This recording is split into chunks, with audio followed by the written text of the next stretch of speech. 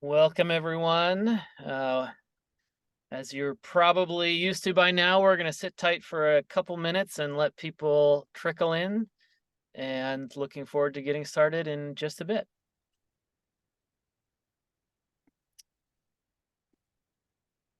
As you trickle into the Zoom, if you want to throw your name and where you're from into the chat, that would be awesome. Also sometimes start with a little icebreaker question just to get things rolling, and I didn't warn anyone on the panel about this, so I'm excited to spring it on them. Icebreaker question for the day is, what is the earliest website you remember visiting? And to give you all some time to think, because I'm the only one that got to prepare, I will say that I remember this website.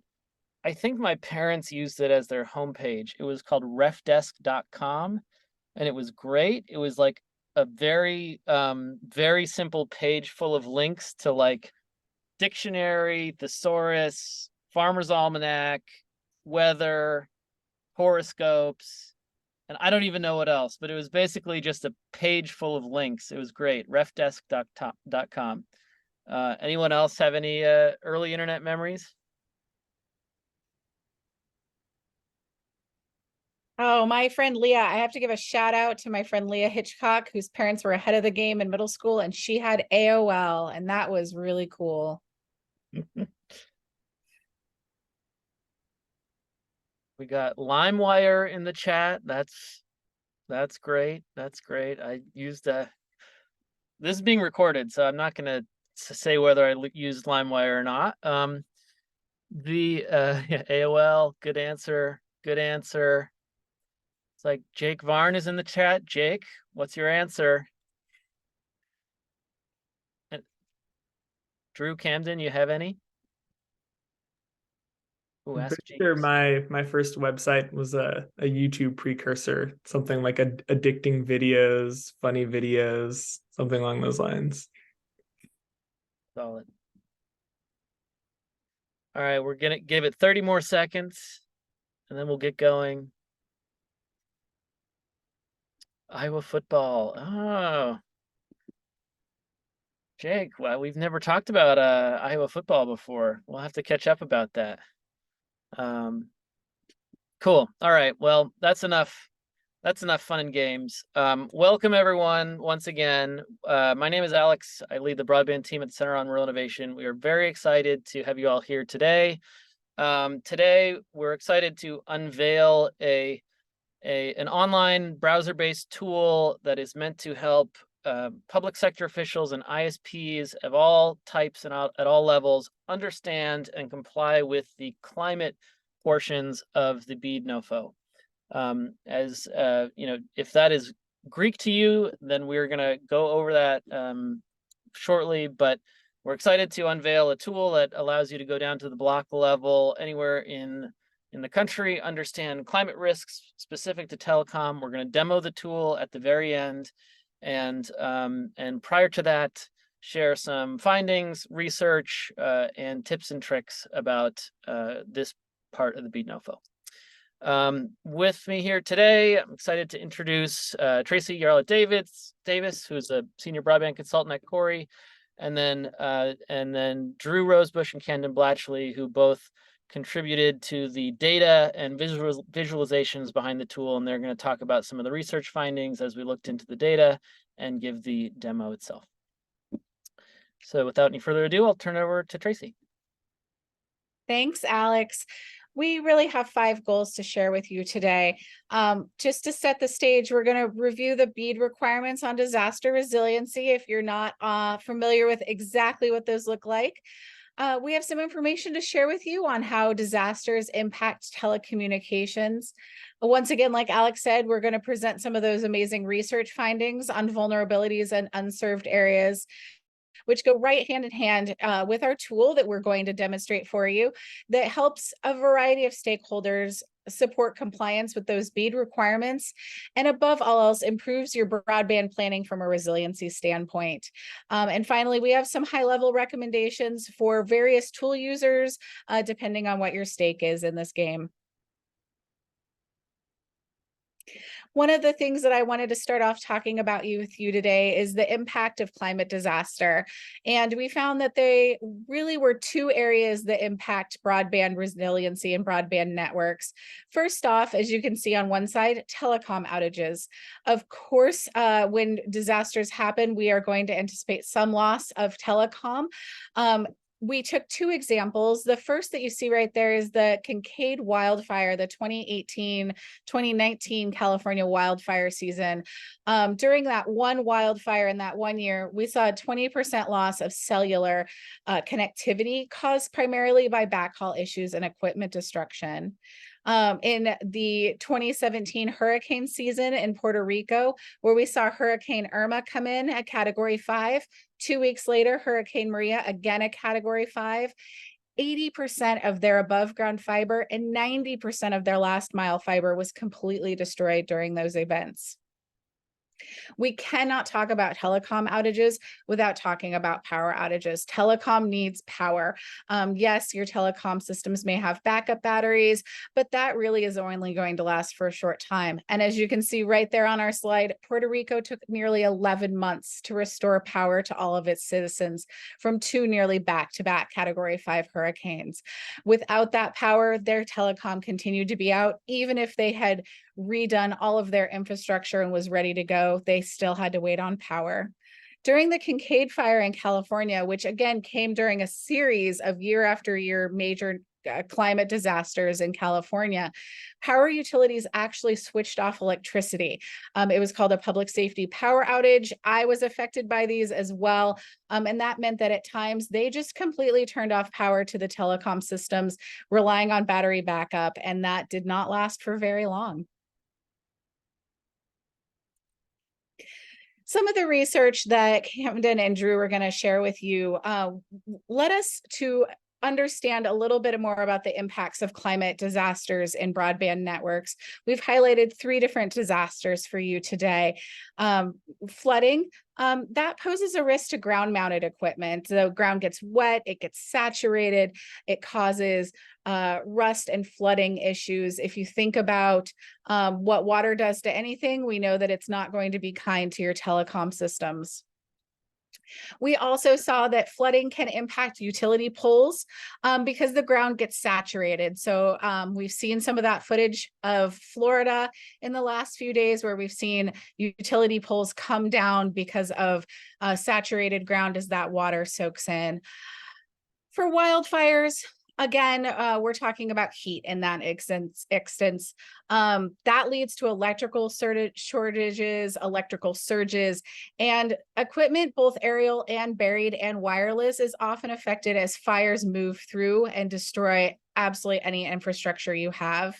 That high heat does cause melting as well. So just because it's buried underground doesn't mean that we're not going to see problems with the infrastructure there. And finally, we have the grand trifecta of winds, hurricanes, and tornadoes. Again, thinking about our colleagues down in Florida these days, I know it's also hitting the Carolinas a little bit, and we're seeing significant damage to exposed utility poles, cables, ground-mounted equipment, and infrastructure. We've got the dual hit of both the high winds and the flooding and water risk. So that can also cause another issue in that you're dealing with multiple types of disasters all from one actual event. These are 3 concepts that we've all found really helpful as we've dug into this work. And we wanted to share these with you. They may seem after we've gone through it today, you might think these sound like common sense things, but sometimes we need to look at it from a different angle. So bear with me. Of course, different disasters require different mitigation strategies. You know that, I know that, but when we're in the heat of the moment of doing major infrastructure work, of getting these broadband systems up and running and fixing them after a disaster happens, it's really good to step out of your reactive moment in that way and really dig into how to continue to mitigate risk in that scenario. We know this, broadband and power infrastructure are linked. If we have one without the other, we're not going to be able to get these systems up and running and back up and running after a climate disaster, a natural disaster. And this is something that we really want to think about. Some resiliency measures, they are expensive. We can definitely acknowledge that one. But some of these are very high impact, low cost items that anyone can bring to their community, that you can add to your BEAD funding requirements, that you can look at when you're making these decisions about your funding, to just continue to chip away at that risk of your systems failing during a disaster. All right, if you haven't had a chance to sit down and read the BEAD NOFO in the last couple of weeks, or you haven't had it memorized, we've put that back up on you for you on the screen. This is the quote that really resonates with me. Eligible entities must demonstrate that they've had sufficiently accounted for current and future weather and climate related risks for new infrastructure projects. That's a big lift. Not only do you have to do it, you have to demonstrate that you've done it. Not only do they want to know that you're looking at the current issues, but you're looking at the future issues. And we know that that can be really difficult. But Camden's going to walk you through the tool, Drew's going to walk you through the research, and you're going to see that we have some options for you to really think about the future. You'll see that they've really broken down the NOFO, and they have 5 things that they really want to see in there. And we're going to help you with that. Initial hazard screening. So what is going to happen in your locality, in your community, where you are looking to put in this infrastructure? Which weather and climate hazards may be most important? We know that California's wildfires and earthquakes, they're going to tell you a little bit more about that, but maybe we need to think about just extreme weather in various ways in other places. Climate and weather risks for new infrastructures for 20 years following deployment. That's something that's going to be able, for our tool and our research helps you understand what we're looking at over the next 20 years. We don't have a crystal ball, but we have some ideas for you. How is your proposed plan avoiding or mitigating the weather and climate risk identified? So those are going to be concrete items that they want to see that you are thinking through. And your plan for periodically repeating this process over the life of the program. We know that our climate is changing, our climate risks are changing, and how are you, NOFO applicant, going to make sure that we have some sort of back feed of information and understanding what your risks are? I'm going to pass this over to Drew to talk to you a little bit about our research findings. Thanks, Tracy. Yes, I'm going to walk us through the tools supporting data, methodology, and high-level research findings. Our work used 2 primary data sources, FEMA's National Risk Index and the FCC's broadband coverage data derived from the broadband data collection process. So in alignment with BEAD requirements, we used FEMA's expected annual building loss estimates to understand and represent relevant climate threats. To derive these expected values, FEMA leverages historical loss data alongside current building stock values to forecast expected losses. So following FEMA's methodology, we calculated risk percentile ratings by first normalizing expected building loss values and then generating the corresponding ratings. We classified the percentiles into 5 equal groupings that range from very low to very high.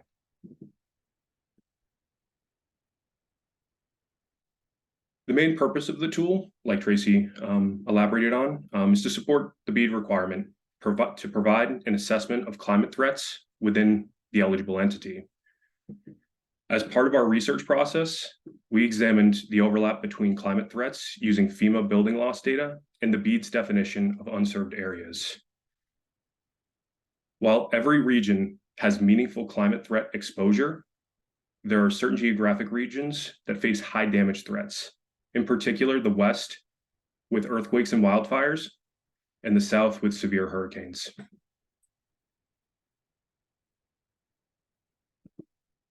As one of our main research goals, we wanted to examine the intersection of BEAD investment priorities in areas of social and economic vulnerability.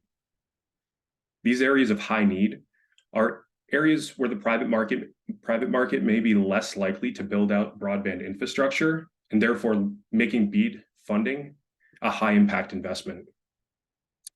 By overlapping unserved areas with these high need areas, we see that the South is overrepresented. More than 54% of the unserved census blocks that are in need exist within the South. Meanwhile, the South only represents about 38% of the US Census blocks.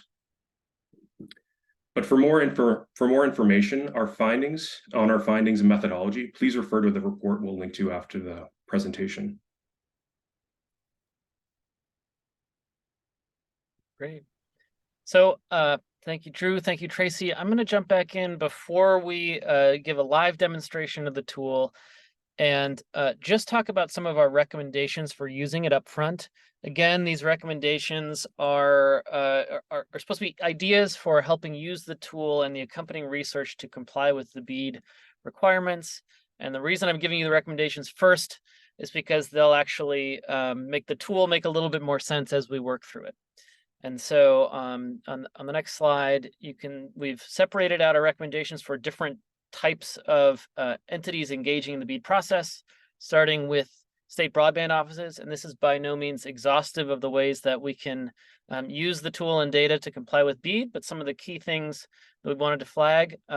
First of all, the NOFO requires an initial hazard screening and an assessment of which hazards are important, and especially hazards to new infrastructure or areas where infrastructure is going to be built.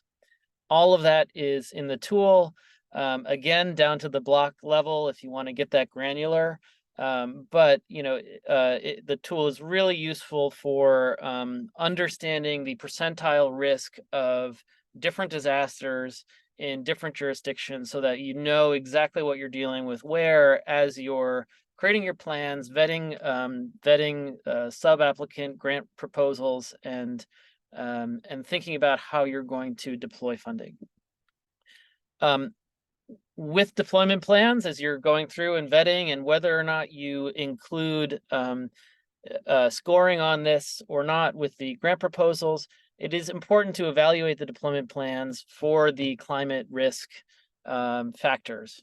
And so we hope that the tool can be useful in doing that evaluation, right? Helping you ask questions of applicants to ensure their networks are going to meet the specific needs of communities during disasters. And again, that is often on a tract by tract or neighborhood by neighborhood basis where you've got a flood zone, and so you can say these are the at-risk areas for floods. We sure hope you aren't putting your central office down in this area. And then lastly, different states are going to take different methodologies for enforcement and compliance after the money goes out. But we would highly recommend that if you are doing field checks to make sure that construction best practices were followed, do those in the most disaster-prone areas, because simply following construction best practices can go a long way to making sure the network can withstand different types of disasters. And so you might as well go to the highest impact places when you're doing your field checks. So local governments obviously have a major role to play in the BEAD process, and want to talk in specific about this because I think a lot of local government representatives are on the webinar today. So every BEAD applicant, if they're doing it right, they should be talking in close collaboration with local government in the jurisdictions where they're planning on applying. And this tool in particular, because of how granular it allows you to go, we think can be very helpful to informing those conversations that you're having with ISPs who are planning deployments in your area, to again make sure that everyone is on the same page about what the specific risks are, where those risks are on a granular geographic basis, and what everyone needs to be doing to mitigate those risks. And so, especially for the local municipal folks who often leverage networks for public safety, connecting municipal buildings, schools, right? This tool allows you to see where those networks might intersect with the most vulnerable areas. And again, for any new deployments, work collaboratively with broadband builders and deployers and ISPs to make sure your networks can withstand local disasters. And I just wanted to make a point to say that this is not real. This is not an academic exercise. In my neighborhood in Vermont with the recent flooding, as well as in Hawaii with the fires, evacuation orders go out to people over our telecommunications networks. Right, rescue efforts need to be coordinated through telecommunication networks. Public safety of all types use our communication networks in disasters to keep people safe. And so the local public sector has a big role to play in advocating for the necessary resiliency measures for any new networks that are going to be in your community. Lastly, we hope that this tool can be helpful for the subgrantee applicants as well. These are the entities applying to state broadband offices for BEAD funding to build out. And again, it's all about understanding the block level vulnerabilities in the areas they're planning on deploying. Site selection for the critical electronic components, hubs, generators, central offices, all of that needs to be done appropriately. An electric substation near my house flooded during the recent floods, and guess what? That was not the right place to put it. And then there's even kind of, we mentioned that some resiliency measures take greater resources. There is a tipping point where building underground is better, even if FEMA tends to pay for rebuilding infrastructure. There's a point where building underground is better in the long run for everyone, and where you put redundant fiber routes, whether you build aerially or underground, all of these climate disasters have to be part of the equation for all these decisions. And so we're hoping that this tool can help with that as well. All right, without further ado, over to you, Camden. Perfect. All right, well, I'm going to do a brief live demo of the functionality, but I want to kick off by soliciting a county from people who are attending that we can use for the demonstration. So if you have a county you want to see, put it in the chat. But in the meantime, the two key components of the tool, as Alex was discussing, are initial hazard screening and mitigation strategies. So those are our focus. All right, and we got one. I'm going with, I believe it's Lamoille County. Please correct my... Lamoille. Lamoille. Vermont town names strike again. Charlotte, yeah. Lamoille. And then maybe we can get the West Virginia one in there as well, Hampshire. Yeah. Great. All right, let's kick it off. Cool. So on the homepage, you're able to enter addresses, counties, and tracts. So we'll start with the county view.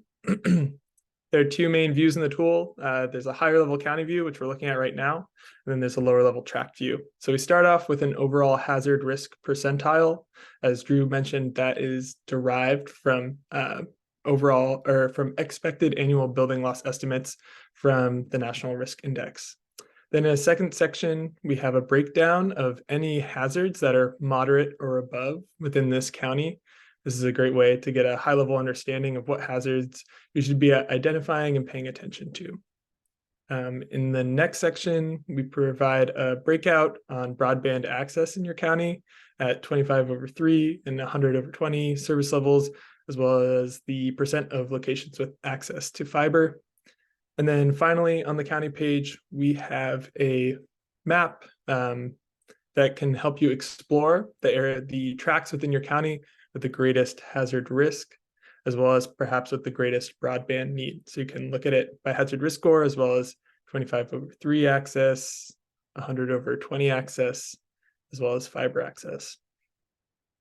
So once you've identified a tract you're curious about using the map, you can click on it, and that'll bring you to our more detailed tract view page. This page also provides an overall hazard risk score for that tract, as well as a similar broadband section for the tract, which is specific to the percent of locations. And then it gets a bit more detailed. So we have a block level map using BEAD's broadband service levels that you can explore to see what the service levels are like within your tract in a very, very detailed way. And then finally, we go into a detailed hazard breakdown below. Yeah, thanks, Austin. So we have a breakout of major hazard risks. For each hazard, you get some metrics from the National Risk Index that can help you understand the regularity and the magnitude of the risk. And then we break out the potential damage as well as possible mitigation strategies depending on the broadband infrastructure that you may use to develop in that area. So this breakout exists for every single hazard in the tract. 3 other core pieces of functionality I want to point you towards are the print report button in the widget in the top right corner. That allows you to print the page as a PDF. There's also the ability to download any of the data used in the tool, both in the maps and also appearing in the graphics. So you can download that and use it as you wish. And then finally, all the URLs are shareable for the geographic location you're looking at. So if you want to pass along a page report on a tract, you can copy the URL and pass it along. Awesome. And I think let's try another county as well.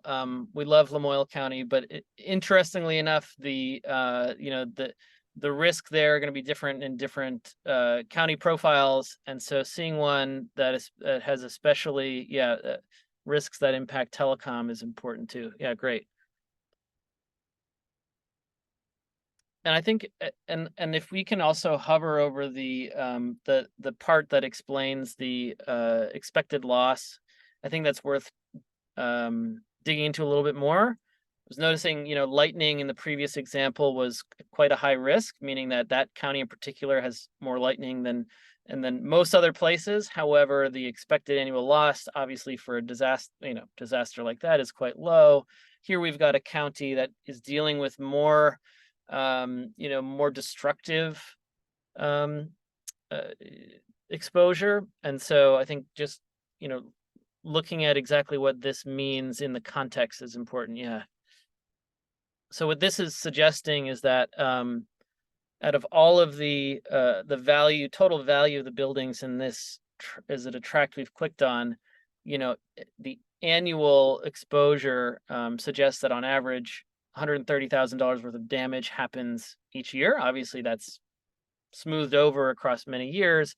So you can start to kind of put in proportion, what the type of disaster is and what the exposure is, and translate the kind of built infrastructure exposure that's demonstrated in the FEMA data to broadband infrastructure.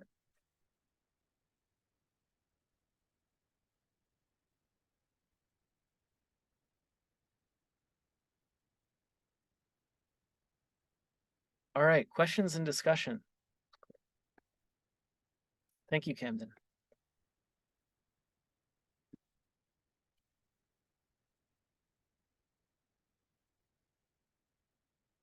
And we can maybe share the link to the tool in the chat as well, and people can poke around. Can you see the data on a state level or just by county? Maybe I pop that over to. Yeah, I can jump in. In the tool, we don't have that functionality at the moment, but in the report, we do break out expected annual losses by state. Yeah.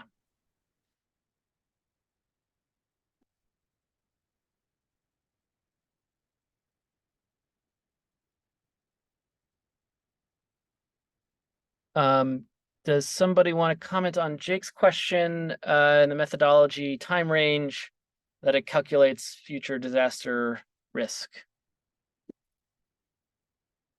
Yeah, I can clarify that. So FEMA's NRI data, they have a suite of tools that they've leveraged, but they've looked backwards using historical data. I think that's how that's exactly how they're calculating the expected value. I don't know that future projection. I guess we're using history to inform possible climate events in the future. So forecasting out, I think the best we have is leveraging the historical loss data that FEMA has put together. And I will also add to that. I think that's right, Drew. And two things. Obviously, future climate data is very chaotic and depends on how much we can collectively get our act together to mitigate the changes that are happening to our climate, but also, you know, with data, you know, there's different data sources out there about climate, and you know, a lot of energy going into climate research, but typically for federal programs, especially federal agencies, want to see you using public federal data in your analysis. And so that's why we elected in part to use the FEMA data. It's because, you know, federal agencies trust and like you to use data from other federal agencies. And this data was available not only for you know, the lower 48, but you know, territories and Alaska, Hawaii territories, everywhere that we know is impacted by BEAD.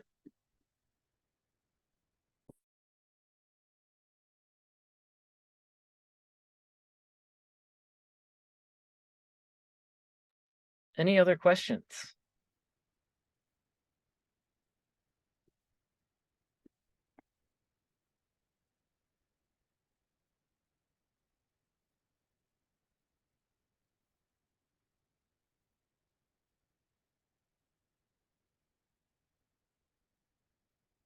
All right, we'll give everyone 30 more seconds and see if there's any other questions and comments. Really, would just say at the end that this work wouldn't be possible without the support of Connect Humanity, a nonprofit that has been making a big impact in the broadband planning space, in support of communities across the country.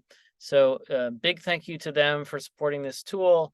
And as you dig into the tool, you know, and other questions come up, please do not hesitate to reach out. We'd be happy to chat, happy to talk more about how the tool might be useful, what the data, underlying data is all about, research findings, and broadband planning in general. So thank you all once again for attending, and have a great rest of your day.